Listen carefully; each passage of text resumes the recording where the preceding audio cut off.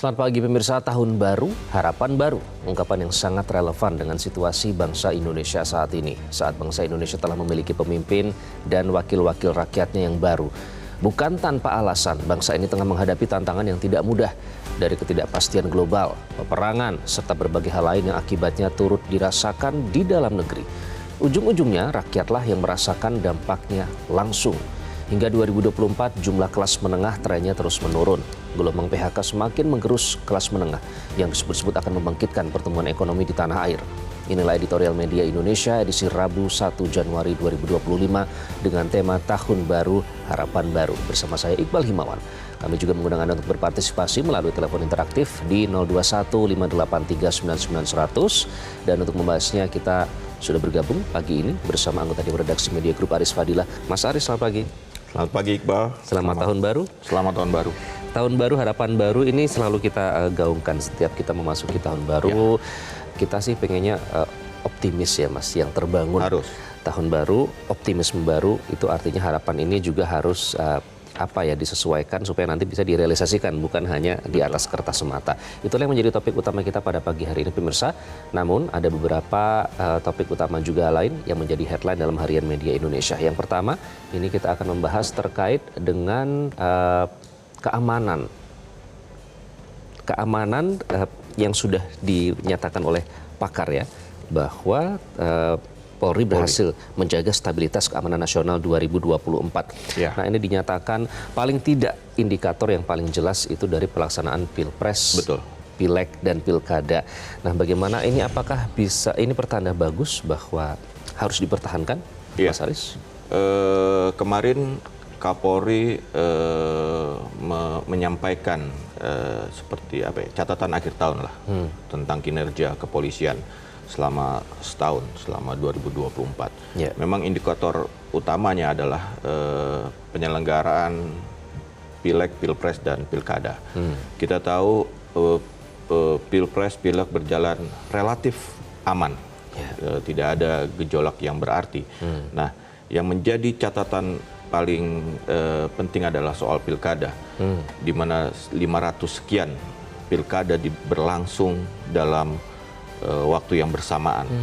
Dan itu sebelumnya banyak pihak khawatir bahwa itu akan menimbulkan konflik sosial di masyarakat ketika sebuah pesta demokrasi berlangsung bersamaan serentak. Di 500 sekian wilayah, dan alhamdulillah itu berjalan dengan baik, dan salah satunya adalah peran polisi dalam menjaga keamanan dan kondusivitas di setiap daerah. Memang ada beberapa persoalan lah ya terkait dengan polisi, tapi saya kira itu sudah direspon dengan baik oleh polisi dengan berbagai tindakan tegas dari pihak Kapolri. Oke, terutama tentu saja tetap ada evaluasi yang harus dilakukan. Betul. Misalnya penyalahgunaan senjata api oleh anggota. Betul. Tapi itu pun sudah diproses ya Mas, sudah ya. Diproses. Tapi PR-nya juga tidak kalah penting adalah soal kepercayaan publik. Betul. Dan juga evaluasi rekrutmen nih Mas Haris. Betul.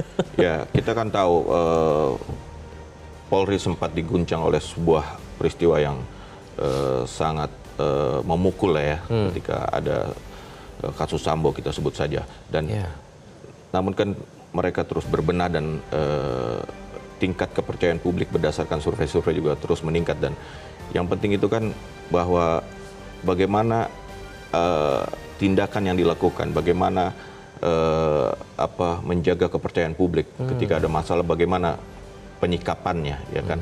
Dan selain itu kan mencegah itu kembali terjadi.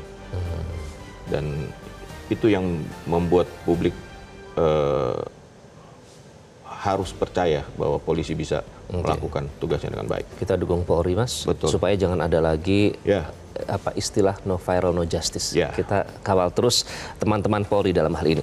Kita juga kawal soal tarif listrik Mas. Ini kabar baik ya sebenarnya. Ada kepastian bahwa nanti tidak akan naik memasuki awal tahun 2025, tarif listrik tetap, dan ada diskon untuk rumah tangga. Ini mencapai, kalau tidak salah itu kan subsidi stimulus listrik. Diskon 50% Mas biaya listrik untuk yang non subsidi. Kan pemerintah dalam hal ini Kementerian SDM menyatakan bahwa 3 bulan ke depan di 2025 ini tidak akan ada kenaikan tarif listrik untuk 13 golongan pelanggan non subsidi. Jadi peraturannya kan menyatakan bahwa tarif listrik itu dievaluasi setiap 3 bulan dan ya. dengan indikator kondisi makro di periode sebelumnya. Seharusnya kalau melihat kondisi makro di bulan Agustus Oktober harusnya naik. Mungkin pemerintah punya hitung-hitungan lain, punya pertimbangan lain melihat kondisi saat ini sehingga diputuskan untuk tidak naik di 3 bulan ke depan, nanti akan dievaluasi setelah 3 bulan, berarti di bulan Maret. Nah, namun kan terkait dengan tadi yang Iqbal katakan ada 50% ya, stimulus ekonomi terkait dengan listrik dan itu ada bahkan 50% ya untuk 50%. golongan 2.200 ke bawah. Dan di masyarakat bisa memanfaatkannya dengan berbagai ada caranya gitu ya. Dan nanti 3 bulan ya 3 bulan untuk 50%, dan itu ya mudah-mudahan bisa membantu di awal tahun ini. Itu juga disebutkan untuk menjaga daya beli masyarakat dan juga meningkatkan kesejahteraan. Betul kan, mungkin pemerintah harus ingin melihat dulu situasi di 2025 seperti apa 3 bulan ke depan ya. Dan itu yang harus dijaga, daya beli yang kita tahu memang daya beli menurun, apalagi ini kan hari raya Natal, harga meningkat dan daya beli PHK segala macam masih, tadi kita lihat di pengantar kita bahwa PHK masih menjadi ancaman tersendiri di 2025. Dan daya beli konsumsi masyarakat itu mulai menurun, dan itu harus dijaga dan bagaimana, dan salah satunya adalah stimulus ekonomi termasuk dengan diskon tarif listrik. Oke, yang menjadi ancaman juga adalah krisis yang terjadi di belahan dunia. Betul. Mas Aris, ini ya kita menyaksikan setiap hari di beberapa negara terjadi ketegangan, yang paling menonjol adalah terkait dengan Israel Palestina dan juga Ukraina dan Rusia. Paling tidak itu dua yang terekspos di dunia. Nah, oleh karena itu PBB sebagai lembaga dunia yang kita harapkan ini bisa istilahnya memiliki kontribusi utama ya untuk ikut menjaga perdamaian dunia. Ini dinyatakan oleh Sekjen PBB Antonio Guterres, serukan persatuan karena sekarang sedang ada peperangan, penderitaan, pengungsian dan lain-lain. Nah, apakah kita artinya bisa berkontribusi sebagai salah satu warga dunia, Mas Aris? Tentu bisa. Kan kita lihat di awal pemerintahannya, Presiden Prabowo melihat bahwa konflik di global itu bisa berdampak ke Indonesia, dan dia ingin mengambil peran di sana, dan makanya langsung melakukan kunjungan ke beberapa negara. Di awal pemerintahannya, di awal tidak lama setelah dilantik langsung melakukan kunjungan ke beberapa negara dan mengikuti forum-forum dunia. Karena memang Presiden Prabowo sepertinya sadar bahwa geopolitik, situasi yang ada di dunia global itu akan mempengaruhi apa yang target yang ingin dicapai di dalam negeri, sehingga dia perlu untuk melakukan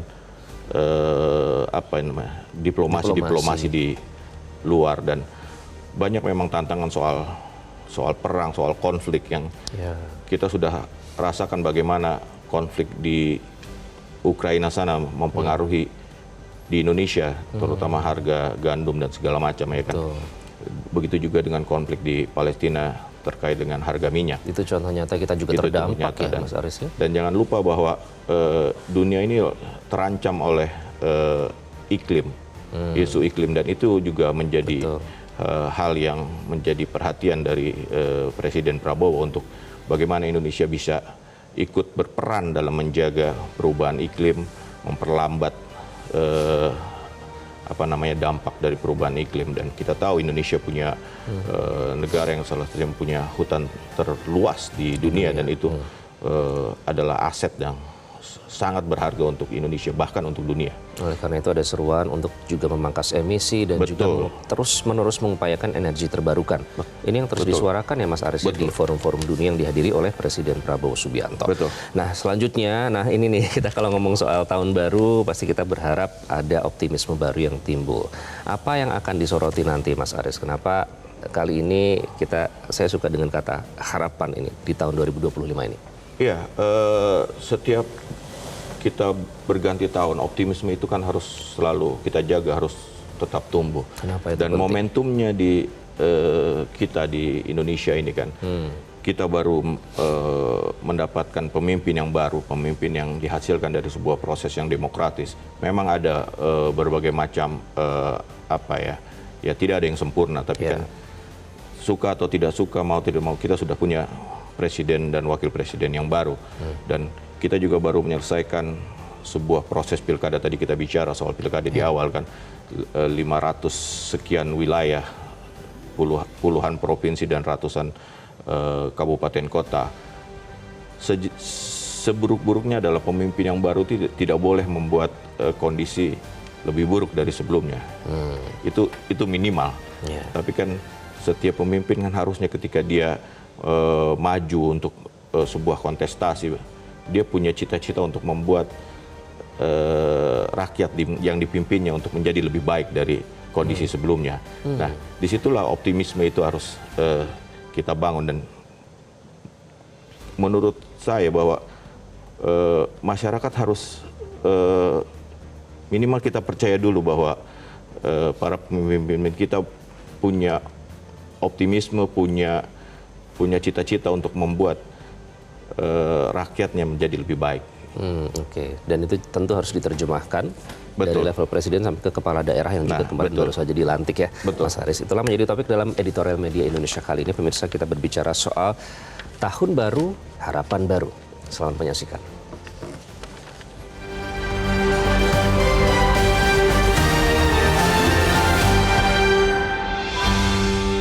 Tahun baru, harapan baru.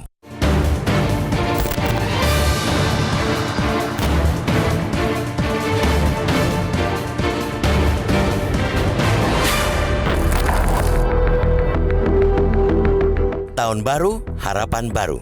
Selain karena momentum pergantian tahun, ungkapan itu juga sangat relevan dengan situasi bangsa Indonesia saat ini.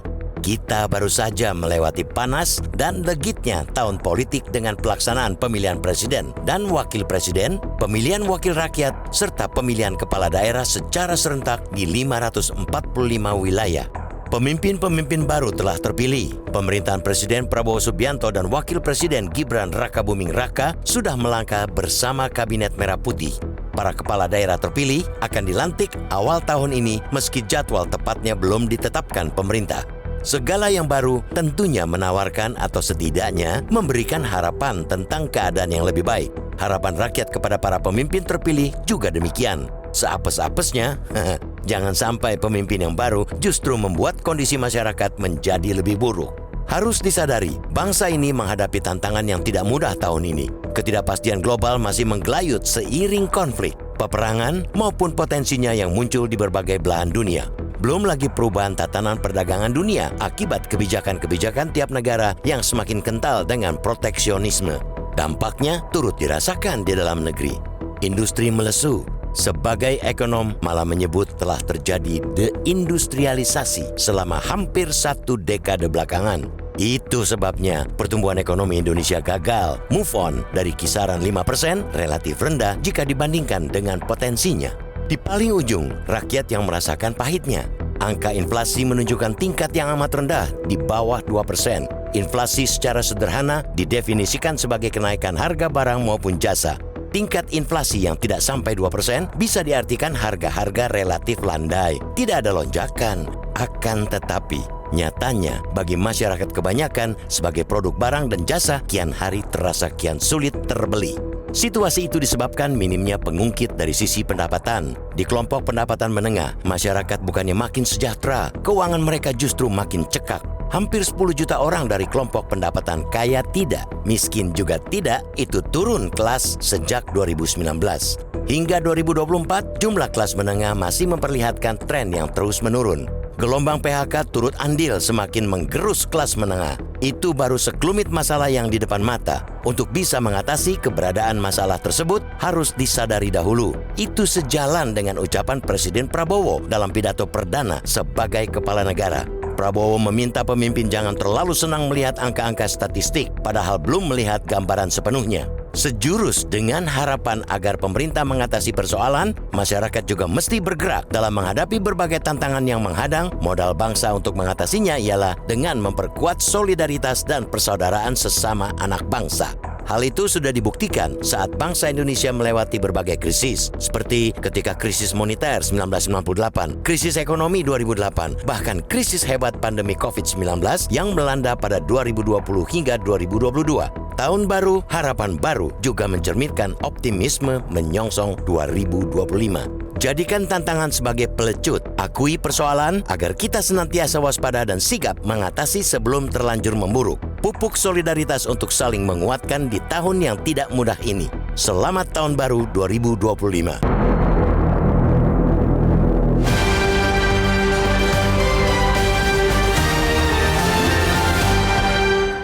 Tahun baru, harapan baru. Itulah topik utama kita dalam editorial media Indonesia kali ini. Nanti kami undang Anda untuk berpartisipasi melalui sambungan telepon, namun kami harus jeda terlebih dahulu. Tetaplah bersama kami.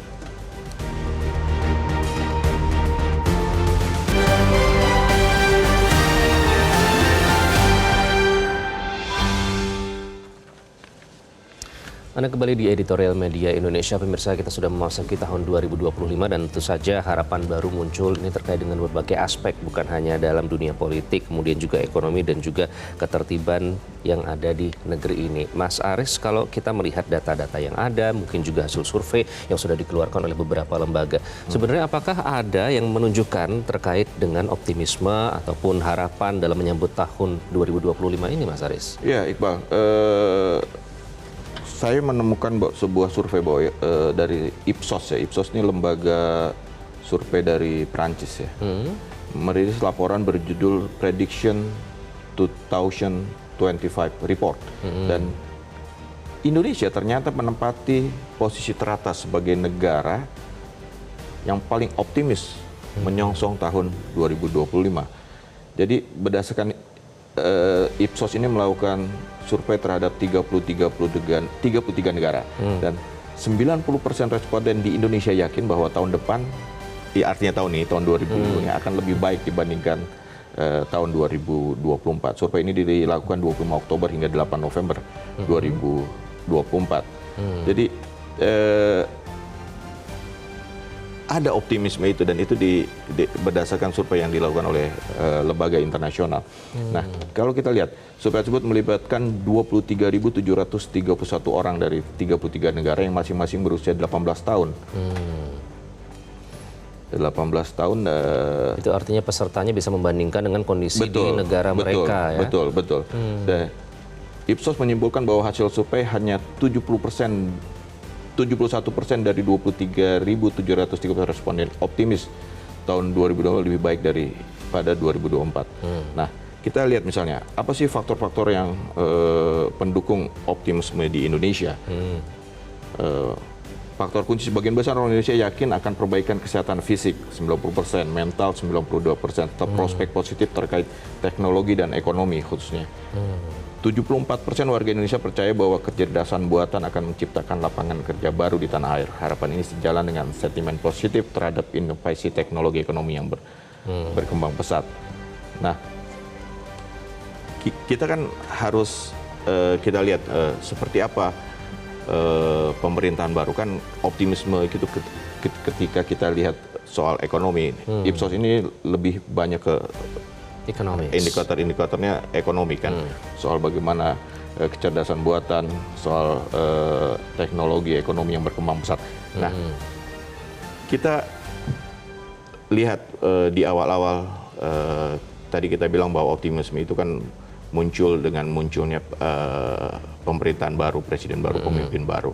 Kita lihat presiden dengan asta citanya, Ya.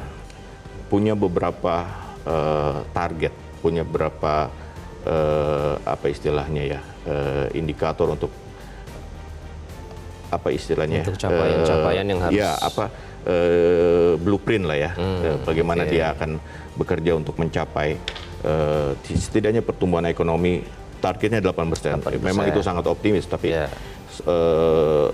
kita lihat indikator sebelumnya 5,1 ya. Terus tahun ini diperkirakan 5,2. Ya. Dan itu kan sejalan dengan beberapa prediksi dari lembaga ekonomi dunia yang Indonesia adalah salah satu negara yang diperkirakan ekonominya akan tumbuh walaupun sedikit tumbuhnya 5,2%. Dan itu kan sejalan dengan APBN. Nah, kita lihat asta cita bahwa pemerintah punya blueprint, punya apa yang dilakukan, roadmap-nya untuk mencapai itu. Kan kita sebagai masyarakat, kita sebagai media, kita bukan awasi ya, apa namanya, kita kawal seperti apa jalannya. Menurut saya pemerintah cukup terbuka untuk melihat bahwa ini loh kondisinya ini loh yang akan kami lakukan, dan tugas kita, tugas masyarakat, tugas media, kita lihat seperti apa jalannya, seperti apa upaya untuk mencapai itu, ya kan? Presiden sudah menyatakan soal korupsi, dia menyatakan bahwa pemerintahnya, jajarannya dilarang korupsi harus dihukum berat segala macam. Terus soal bagaimana efisiensi, soal bagaimana penghematan, soal bagaimana penggunaan anggaran sudah diingatkan. Kan kita tinggal awasi bagaimana di bawahnya, bagaimana setiap aparatur negara, setiap kementerian, setiap lembaga kita awasi seperti apa jalannya. Sesuai nggak dengan apa yang disampaikan oleh Presiden, gitu kan? Tadi kita sebutkan bahwa setiap pemimpin baru pasti punya cita-cita untuk membuat rakyatnya lebih baik, setidaknya tidak lebih buruk dari pemimpin sebelumnya, kan gitu. Kita awasi itu, gitu.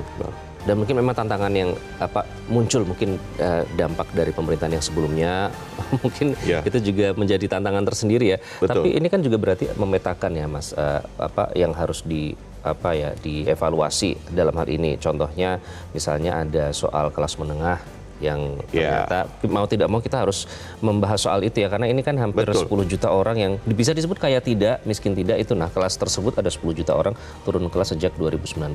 Belum lagi ada gelombang PHK kemarin, kalau kita melihat juga industri tekstil dan beberapa industri lain. Nah, apakah ini artinya sebenarnya masalahnya sudah dipetakan, pemerintah harus terfokus dengan hasil temuan ini, Mas Betul. Aris? Kita kan tunggu seperti apa pemerintah mengatasi persoalan PHK, terutama tadi Iqbal bilang industri tekstil, kita tahu Sritek seperti apa, ya kan? Kita kan tunggu ini, seperti apa langkah-langkah konkretnya untuk menyelesaikan ini. Soal PHK, penciptaan lapangan kerja, ya kan? Bagaimana pemerintah menyiapkan lapangan kerja dengan ekonomi yang ya kita lihat ya bagaimana tadi kita bicara global dampaknya ke Indonesia, Pak. Penciptaan ekonomi kan dengan digitalisasi tadi, penggunaan teknologi, ekonomi, AI, soal pendidikan. Bagaimana pendidikan kemarin kita lihat misalnya Kementerian Pendidikan Tinggi, bagaimana pendidikan Indonesia itu untuk menciptakan tenaga kerja, lulusan-lulusan universitas itu relate dengan kemajuan, iya kan? Iya. Bagaimana Kementerian Pendidikan Dasar dan Menengah menciptakan sistem pendidikan sehingga menghasilkan lulusan untuk kuliah itu seperti apa? Jadi itu harus dipikirkan dengan baik. Mas, ini berarti artinya menteri-menteri kabinet saatnya sekarang membuktikan ya? Betul dong. Dengan program kerja mereka. Sangat. Betul. Ya, kita tahu kementeriannya sudah cukup banyak, ya kan? Sedikit banyak. Awalnya kita memang kok banyak sekali. Betul. Posnya bisa bertambah. Tapi kan terus terang saya ketemu beberapa menteri. Apa sih yang dititipkan oleh Presiden Prabowo kepada Anda untuk kerja? Jelaskan soal pendidikan dasar itu seperti apa, soal pendidikan tinggi itu seperti apa, spesifik jadi ya, soal tenaga kerja itu seperti apa, tenaga kerja bagaimana, future worker tuh ya kita harus berubah gitu loh, karena dunia ini berubah ya kan. Kalau kita masih dengan paradigma baru bagaimana pendidikan itu menciptakan orang yang tenaga kerja yang memang untuk masa depan gitu loh, Bu. Ya kan? Yang adaptif ya. Adaptif, betul. Itu yang tadi saya cari-cari itu kalimat adaptif ya kan. Bagaimana yang adaptif dengan perubahan global tentang perubahan ekonomi. Karena cepat sekali perubahan itu ya, Mas Aris ya. Betul. Ya.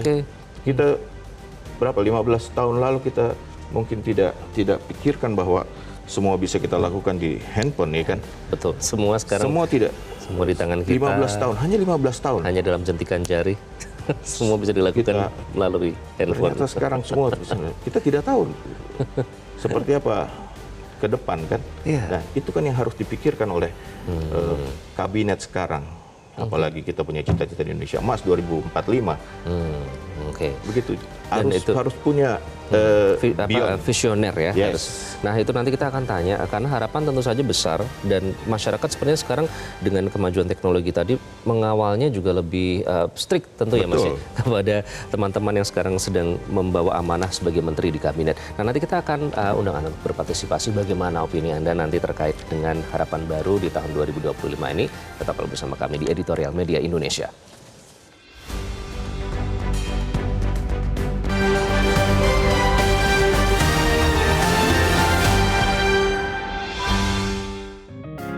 Media Indonesia mengajak Anda untuk mengakses fitur premium e-paper.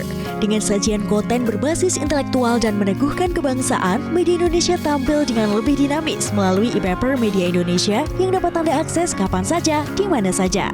Caranya mudah, download aplikasi Media Indonesia di Android atau ketik link e-paper.mediaindonesia.com atau bisa scan QR code pada layar kaca Anda. Klik tab e-paper di bagian samping layar tablet Anda. Daftarkan data diri, serta pilih paket berlangganan e-paper Media Indonesia sesuai dengan kebutuhan Anda. Nikmati juga bonus spesial tambahan 4 halaman rubrik fokus setiap hari. Semua bisa Anda dapatkan hanya di e-paper Media Indonesia. Untuk informasi lebih lanjut, hubungi customer service di nomor 0811 1201 2018 atau kunjungi media sosial @mediaindonesia. Media Indonesia, referensi bangsa. Anda kembali di Editorial Media Indonesia, referensi bangsa. Dan pemirsa, kita membahas terkait dengan topik tahun baru, harapan baru 2025. Hari ini sudah kita awali. Nah, tentu sejumlah optimisme dan juga harapan muncul dari berbagai aspek. Kita akan undang Anda untuk berpartisipasi, memberikan opini Anda bagaimana harapan Anda pada tahun 2025 ini. Yang pertama kita akan sapa Pak Ramadan di Merangin, Jambi. Pak Ramadan, selamat pagi.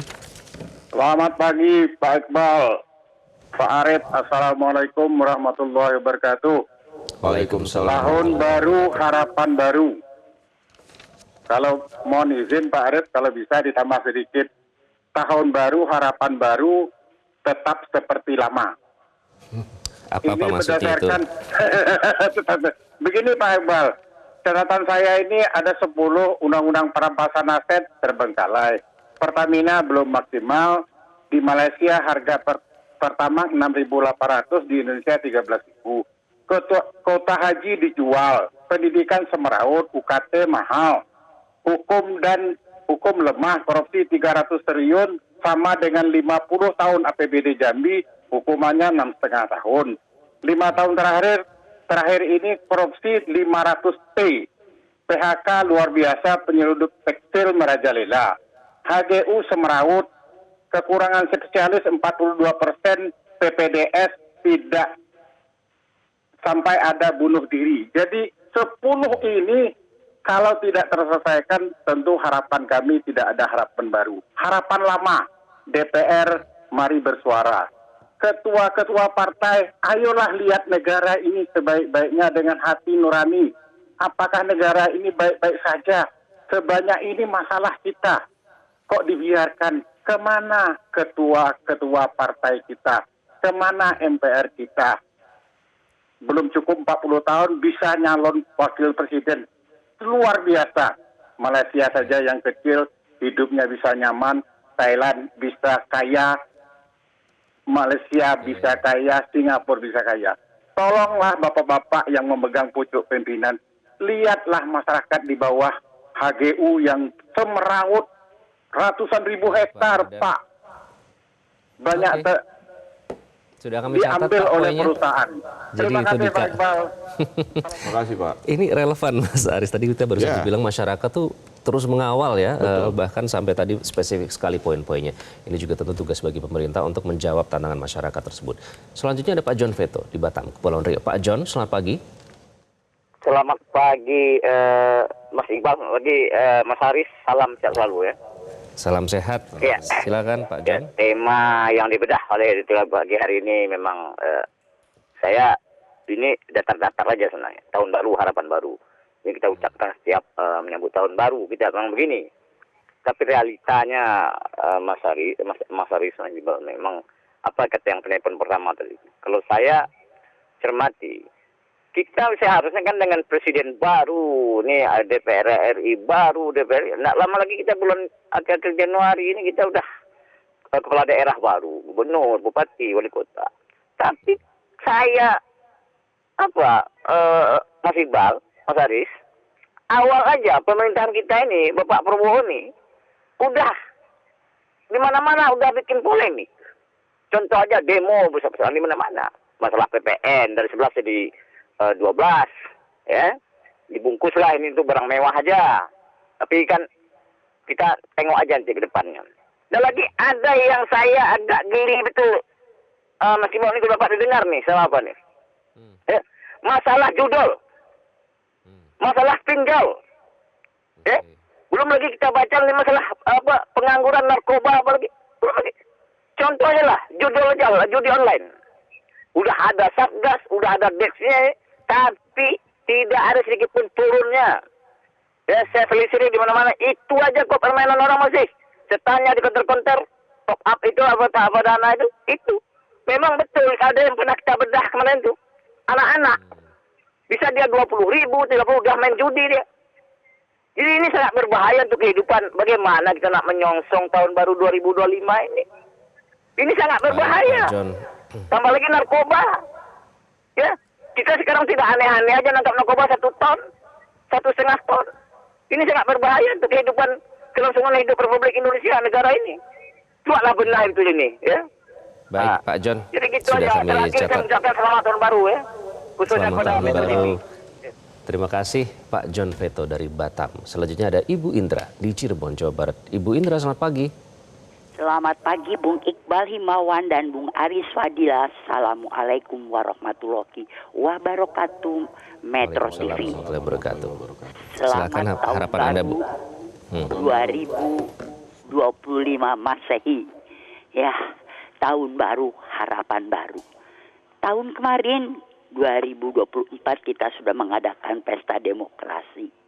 Ya, saya mendengarkan juga tadi pendapat dari pemirsa ke-1, ke-2. Namun saya ingin berkomentar Bung Iqbal bahwa meskipun belum ideal, masih banyak apa yang belum berkenan di sana sini, tapi kelihatannya prosesnya kan berjalan relatif lancar. Kita sudah mendapatkan atau menghasilkan gubernur, bupati, DPR, dan sebelumnya presiden dan wakil presiden yang kita nantikan implementasi janji-janji politik ya waktu tahun 2024. Memang masyarakat sendiri masih was-was mengenai penegakan hukum yang masih kelihatannya diintervensi oleh penguasa yang kita bahas dalam hari-hari kemarin. Kemudian juga PPN yang menjadi 12% itu. Nah, belum yang di luar negeri masih berkecamuk perang Timur Tengah, Israel, Palestina, Ukraina dan sebagainya. Kemudian juga persaingan ekonomi antara Amerika Serikat dan Cina, dan kita alhamdulillah tahun kemarin pemerintahan Bapak Jokowi kita sudah menunjukkan bahwa kita bangsa yang besar yang bisa ikut andil dalam mengatasi persoalan-persoalan dunia ini. Ini harapan kita, dan semoga program makanan bergizi, perumahan, swasembada pangan, lapangan kerja bisa yang pasti harus tepat sasaran. Ini harapan dari masyarakat. Tepat Terima kasih, sasaran. Bu Indra. Terima kasih. Itu Bu Indra dari Cirebon, Jawa Barat. Selanjutnya ada Pak Agus di Malang, Jawa Timur. Pak Agus, selamat pagi. Selamat pagi, Metro TV. Assalamualaikum warahmatullahi wabarakatuh. Waalaikumsalam warahmatullahi wabarakatuh. Silakan Pak Agus, harapan Anda di tahun 2025. Oke, itu temanya bagus sekali. Tahun baru, harapan baru. Kalau boleh ditambah tahun baru, harapan baru, atau aib baru bagi bangsa Indonesia. Yang pertama, kita melihat bahwa susunan kabinet yang ditunjuk oleh Presiden terpilih, bahwa Bapak Presiden Prabowo Subianto, kita melihat bahwa ada semacam penilaian-penilaian terhadap para menteri-menteri yang ditunjuk, dalam tanda petik ada indikasi-indikasi korup. Kemudian yang kedua, bagaimana kita melihat tentang penegakan hukum yang terjadi di Indonesia saat ini. Bagaimana terjadinya hukuman-hukuman para koruptor yang nilainya luar biasa, namun kenyataannya baru kita dapat bahwa koruptor itu sangat-sangat diringankan. Yang ketiga, tentunya masalah PPN 12% ini, apakah betul-betul itu menjadi suatu tujuan utama untuk bisa mensejahterakan rakyat, utamanya kalangan bawah, ataukah sebaliknya. Yang paling terakhir, yang menjadi aib kita, Metro TV, kita kemarin mendengar bahwa organisasi internasional menyangkut korupsi itu telah memberikan suatu nominasi kepada mantan presiden kita yang ke-7, yaitu Bapak Joko Widodo, ternyata dapat nominasi paling korup di dunia. Ini adalah aib kita, malu bangsa Indonesia. Nah, di sini apakah Presiden terpilih Pak Prabowo masih bersandingan, masih bersilaturahim, masih berkoordinasi dengan presiden yang nominasinya seperti itu. Semoga tahun baru harapan kita adalah harapan yang bersih, utama penegakan hukum, tata cara berdemokrasi. Terima kasih Metro.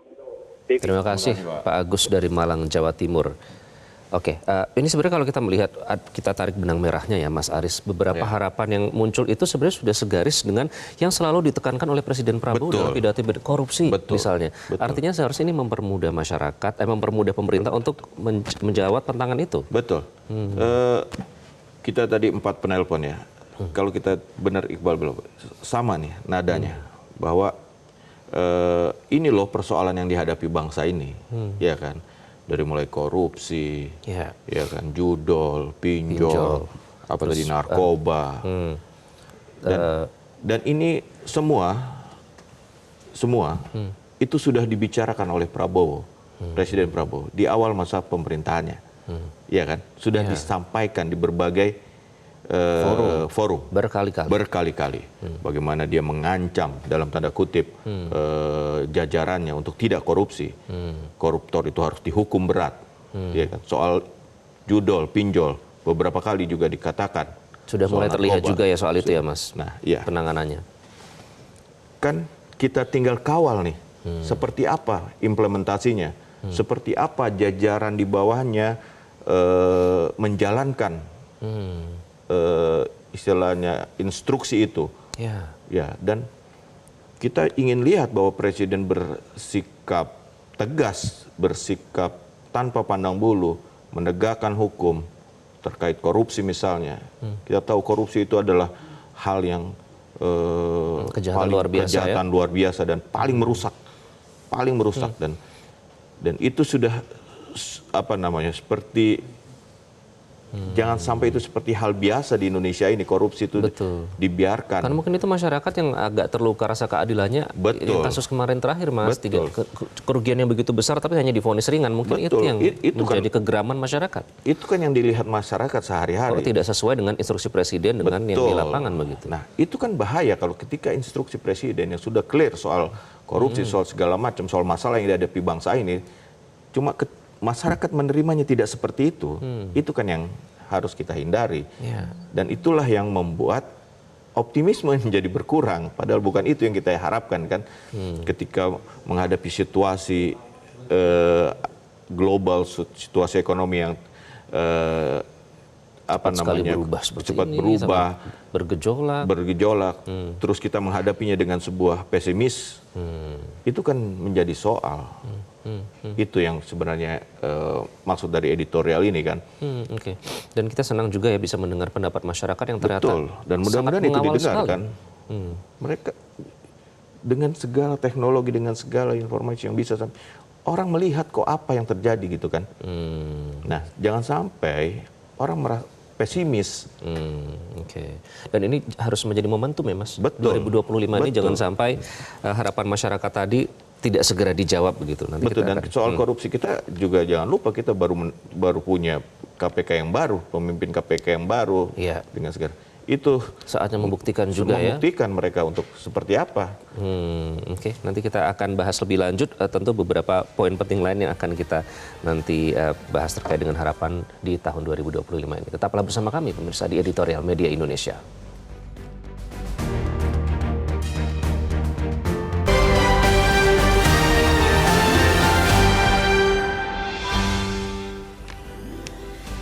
Anda kembali di Editorial Media Indonesia. Mas Aris, kita sudah mendengar langsung ya tadi dari pendapat dari warga, bahkan mereka sampai mencatat apa saja PR yang harus segera diselesaikan oleh pemerintah. Nah, artinya ini kan pemerintah seharusnya sudah bisa menangkap aspirasi tersebut. Artinya akan lebih mudah kalau melibatkan masyarakat dalam hal ini? Betul. Kita tentu ya. Mungkin orang berapa tadi hanya 4 penelpon, ya kan. Tapi menurut saya 4 penelpon itu sudah menggambarkan apa yang sebenarnya realita terjadi di bawah, di lapangan, ya kan. Bahkan tadi ada pemirsa yang secara detail dia mencatat 10 PR yang harus segera diselesaikan untuk dia bisa optimis menatap 2025. Dan ya kita berharap para pengambil kebijakan nonton kita ini kan, mendengar dan tahu itu loh. Dan seharusnya sih tahu, karena itu bukan hal yang mengada-ngada, bukan hal yang dibuat-buat gitu loh. Memang itulah persoalan kita kan. Betul. Apa judul tadi misalnya kita ambil, itu kan benar-benar merusak bangsa ini kan. Dan itu harus ada langkah konkret, seperti apa itu mau diberantas. Jangan sampai justru sapu yang harus memberantas juga kotor. Itu konkret.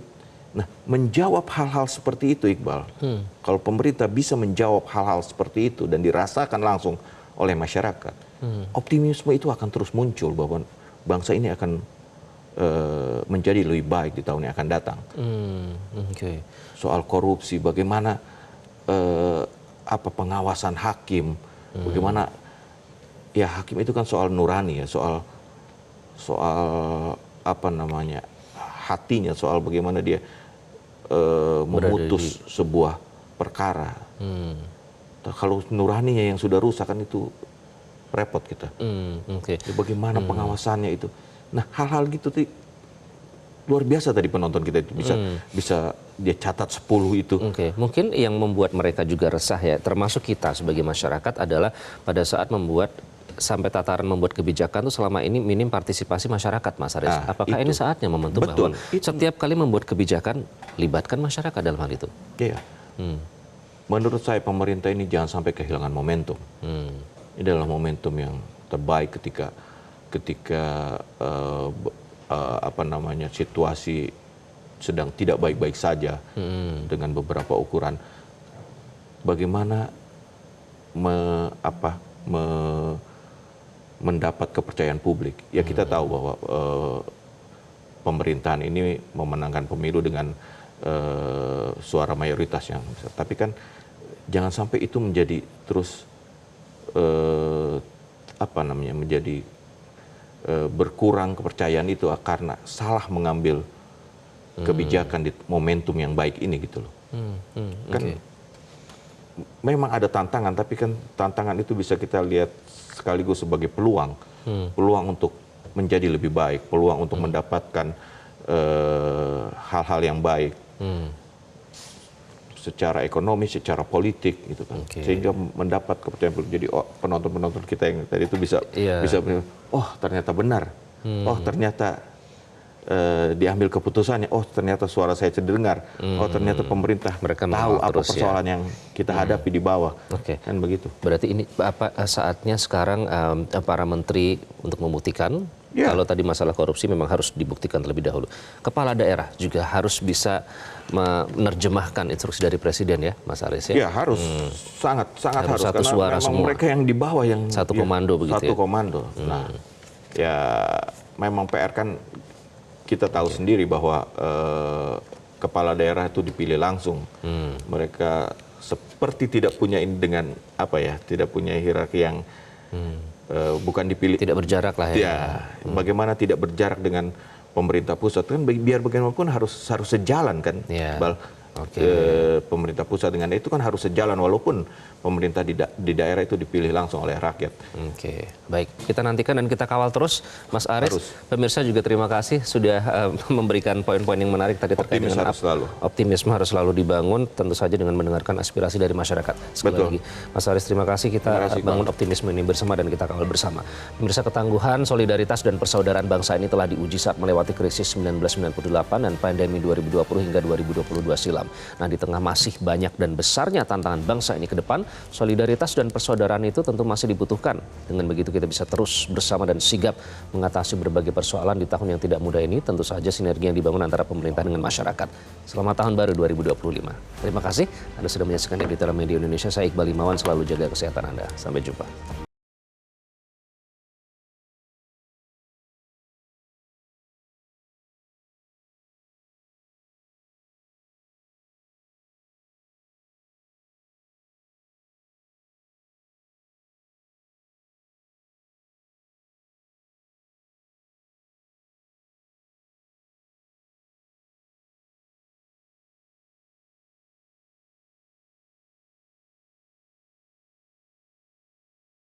Jelajahi cara baru mendapatkan informasi. Download Metro TV Extend sekarang.